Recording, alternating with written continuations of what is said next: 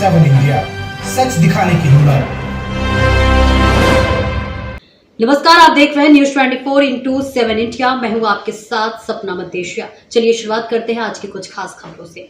20 राज्य राइफल के भूतपूर्व सैनिकों के द्वारा 44वें स्थापना दिवस के उपलक्ष्य में सैनिक मिलन समारोह 2025 राजस्थान में जयपुर शहर के यूएस पैराडाइज में बहुत ही हर्षोल्लास के साथ मनाया गया, जिसमें मुख्य अतिथि कर्नल JS चौहान एवं ब्रिगेडियर राजीव कुमार रहे और 20 राज्य राइफल के सभी भूतपूर्व सैनिक शामिल हुए। स्थापना दिवस के उपलक्ष्य में शहीदों को याद किया एवं शहीदों के स्मारक पर पुष्प सुमन अर्पित किए और सभी ने अपने रिटायरमेंट के बाद के जीवन के अनुभव को साझा किया।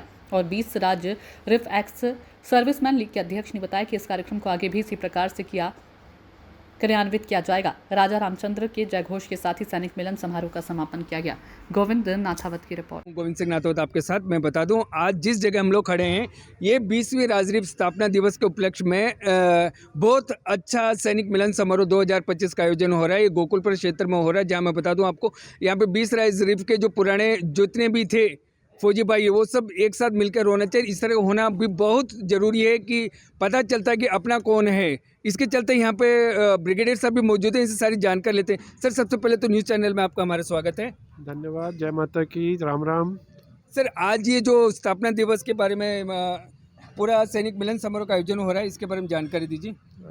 20 राजरीफ का जन्म जो है 1 जनवरी को हुआ था और ये जो हमारी परंपरा है, यदि पलटन हमारी फील्ड में होती है जी, तो हम जो है सारे सैनिक एक साथ इकट्ठे होके किसी जगह पर मिलते हैं जी। और जब पलटन पीस में होती है तो फिर पलटन में मिलते जी। हैं। तो इस परंपरा के तहत आज ये कार्यक्रम जो है जयपुर में हो रहा है और यहाँ पर आप देख सकते हैं कि बहुत ही पुराने सैनिक जी। जिन्होंने 20 राजरीफ की नींव डाली थी और जो अभी भी हैं रिटायर होके आए हैं, जी। वो सब जो है यहाँ पर प्रेजेंट है। जी सर, आप लगातार सैनिक में काफ़ी समय दे रहे हो, तो आपको एक पर्सनल एक्सपीरियंस कैसा क्या रहा? मिलिट्री में, आर्मी में जाने के पास आदमी को कैसा फील होता है एक नॉर्मल जनरल पर्सन की से? क्या डिफरेंस रहता है? आर्मी एक जीवन शैली है। जी। आर्मी में जीवन शैली ऐसी बन जाती है कि एक आदमी जो है डिसिप्लिन हो जाता है। जी। तो यदि हम देखें तो हम फौज में आके ऐसे फिट हो जाते हैं, चल पता ही नहीं लगता है कि हमारा जो एक चरित्र कैसा बन गया है। जी। तो आर्मी एक जीवन शैली बनाती है, चरित्र बनाती है और जब हम बाहर में आते हैं तो उसी चरित्र को और उसी जीवन शैली को हम फॉलो करते हैं। पर जब हम अपने साथियों से जैसे मिलते हैं तो हमारा दिल गदगद हो जाता है। हमें लगता है कि वापस हम उसी, जैसे मान लिया श्रीलंका में नौकरी की तो श्रीलंका में पहुंच गए और उस जीवन को हम याद करते हैं और खुश होते हैं। उसी के उपलक्ष्य में ये आज का ये कार्यक्रम है। धन्यवाद सर। इस उपलक्ष्य में क्या मैसेज देना चाहेंगे सभी जो भाई लोग यहाँ मौजूद हैं उन सब के लिए? इन सभी के लिए मैं ये मैसेज देना चाहूँगा कि ये सब बहुत बधाई के पात्र हैं। देखो, जब लंका में गए थे तो ये सब कह रहे थे कि पता नहीं हम वापस सुरक्षित आएंगे या नहीं आएंगे। हमारी एक ऐसी पलटन थी जिन्होंने न तो कोई एक हथियार गुम हुआ, न और वहाँ जाकर के लिट्टे वाले थे वो खुद हमसे डर के भागने लग गए थे। जी। मैसेज आते थे रेडियो के ऊपर, अब ये बीडी मामा सब जगह हैं। इनको बीडी मामा क्यों कहते थे?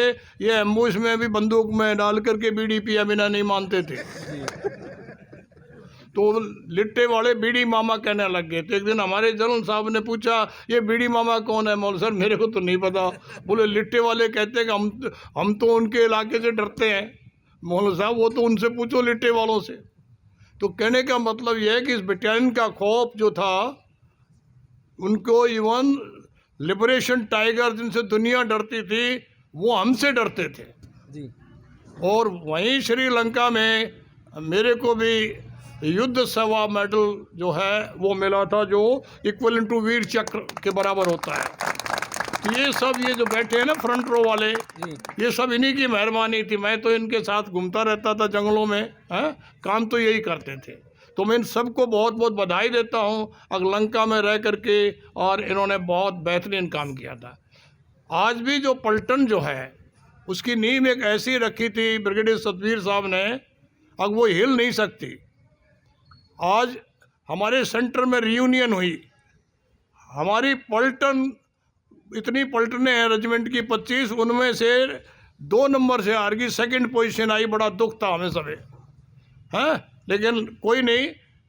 फील्ड में पलटन होते हुए भी अभी इनके सेकंड पोजीशन रेजिमेंट के अंदर राजरिफ में ली।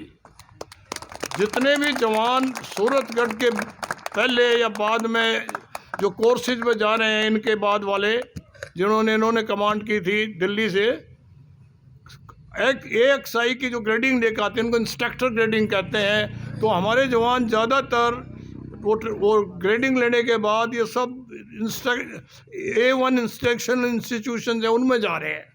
तो ये एक बहुत गर्व की बात है पलटन के लिए। अब जिनके इतने जवान जो हैं अफसर, JCO, सरदार साहिबान, ये सब AXI लेकर हैं, तो ये बहुत बधाई के पात्र है। अभी रिसेंटली हमारी पलटन जो है वो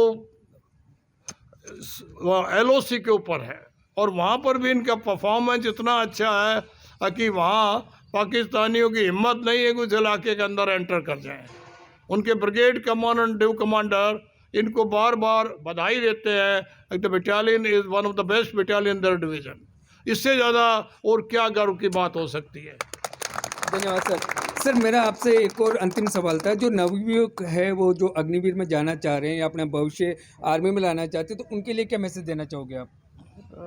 जैसा मैंने पहले कहा कि ये सैनिक जीवन जो है एक आदर्श जीवन है जी। तो यदि आप आदर्श जीवन जीना चाहते हैं और देश सेवा करना चाहते हैं और आगे भी मतलब रिटायरमेंट के बाद भी एक अच्छा जीवन चाहते हैं, तो आप फ़ौज में आएँ। फ़ौज में देखें आपका चरित्र और आपका जो जीवन शैली है उसमें परिवर्तन आएगा। तो इसलिए फ़ौज में आए और देश की भी सेवा करें। और आगे जितने ये नवयुवक हैं दाहिने बाएं इधर उधर न देखें। ये ज़माना है जो कि भारत के प्रधानमंत्री ने विकसित भारत का नारा दिया है, 2047 तक विकसित भारत। उसमें एक सेना प्रमुख अंग है जी। और उस अंग को मजबूत करने के लिए आप जो है फ़ौज में आए और फ़ौज में 5 साल नौकरी करके देखें आपको अच्छा लग रहा है कि नहीं लग रहा है। नहीं लग रहा है तो आपके लिए जाने के लिए रास्ता है। तो अग्निवीर एक बहुत ही अच्छी स्कीम है और इस स्कीम का फ़ायदा उठाएं और फ़ौज के अंदर नौकरी करके अपने परिवार का, अपने राज्य का और अपने देश का जो है नाम उठाएं। धन्यवाद सर। अच्छा देखिए एक सेकंड में बात कर दूँगा। इन्होंने जो शैली के बारे में जो इन्होंने बताया, मैं एक उदाहरण देना चाहता हूँ। मेरे ग्रैंडफादर थे, वो 3rd राजरिफ में सूबेदार मेजर थे और उनकी मेसोपोटामिया में डेथ हुई थी 1st वर्ल्ड वॉर में। 2nd वर्ल्ड वॉर में मेरे फादर बर्मा वगैरह में रहे और आखिरी में 3rd राजरिफ से रिटायर हुए। मैं भी फौज में भर्ती हुआ और राजरिफ में ही रहा। मेरा लड़का जो है वो भी ब्रिगेडियर है, वो भी राजरिफ में है। तो 4 जनरेशन एक रेजिमेंट में हम लोग हैं।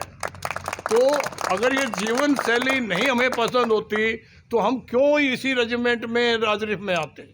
तो मैं ये नहीं कहता, मेरा एक एग्जांपल में, हाँ यहाँ पर कई ऐसे हमारे जवान JCO सरदार साहिबान मिलेंगे जिनके बच्चे बहुत कोशिश करते हैं कि सब मैं राजरिफ में जाऊँ। फिलहाल इस खबर में इतना ही। दीजिए इजाजत। नमस्कार।